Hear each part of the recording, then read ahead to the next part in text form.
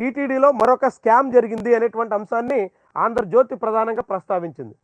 జగన్మోహన్ రెడ్డి హయాంలో అక్కడ ఉన్నటువంటి టీటీడీలో చక్రం తిప్పినటువంటి కొందరు ముఖ్యమైనటువంటి నాయకులు టికెట్లు, దర్శనాలు ఇలాంటి వ్యవహారాల్లోనే కాకుండా ఏకంగా అక్కడ ఉన్నటువంటి వసతి, తిరుమల రూముల విషయంలో కూడా చాలా పెద్ద స్కామ్ చేశారు అనేటువంటి కథనాన్ని ఈరోజు ఆంధ్రజ్యోతి పత్రిక ఇస్తుంది. టీటీడీ కాటేజీలు, గెస్ట్ హౌస్ల బుకింగ్లో స్కామ్ జరిగింది, జగన్ జమానాలో భారీ కుంభకోణం.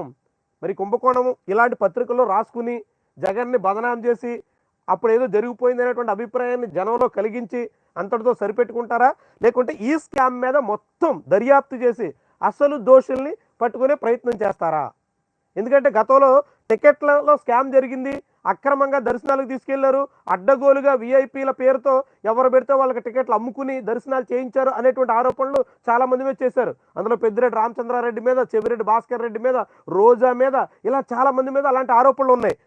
అయితే ఆ ఆరోపణలు నిగ్గు తేల్చినటువంటి పరిస్థితి లేదు. ఆరోపణలు చేసి ఊరుకోవడం కాదు కదా, ప్రభుత్వ అధికారంలో ఉన్నప్పుడు, అధికారం చేతుల్లో ఉన్నప్పుడు ఆ అధికారాన్ని ఉపయోగించి అసలు దోషులు ఎవరో బయటకు తీయాలి కదా. విపక్షంలో ఉన్నప్పుడు ఎన్నైనా మాట్లాడతారు, మాట్లాడిన మాటలన్నీ ఇప్పుడు అధికారంలో వచ్చిన తర్వాత అదే రీతిలో మాట్లాడితే కుదరదు. అధికారంలో ఉన్నారు కాబట్టి దాన్ని నిరూపించాలా, దోషులు ఎవరో పట్టుకోవాలా, దొంగల్ని శిక్షించాలా, అప్పుడు జనం హర్షిస్తారు. ఇప్పుడు కూడా ఏదో 4 రాళ్ళు వేసేసి లేదంటే గుడ్డగాల్చి మొక్క మీద పడేసి సరిపెట్టేస్తామంటే జనాలు దాన్ని అంగీకరించేటువంటి అవకాశం ఉండదు. దాతలకు ఏటా కొన్ని రోజుల పాటు ఉచిత వసతి ఉంటుంది. ఎవరైనా సరే కాటేజీల నిర్మాణానికి, అక్కడ రకరకాల భవనాల వసతికి అవసరమైన భవనాల నిర్మాణానికి కొంత రోజుల పాటు వాళ్ళకి వసతి, ఉచిత వసతి ఉంటుంది. 20 ఏళ్ళు దాటితే డోనర్ల లేఖలు చెల్లవు. అయినా వారి పేరుతోనే నకిలీ లేఖలు సృష్టించి దళారులతో కొందరు సిబ్బంది కుమ్మక్కయ్యి ఆన్లైన్లో ఉచితంగా గదుల బుకింగు, భక్తుల నుంచి సొమ్ములు వసూళ్లు, 5 ఏళ్ల పాటు చెలరేగిపోయినటువంటి గదుల మాఫియా. మరి 5 ఏళ్ల పాటు గదుల మాఫియా ఇష్టారాజ్యంగా చెలరేగిపోతే తోచిన రీతిలో దందా సాగిస్తే అదెక్కడా?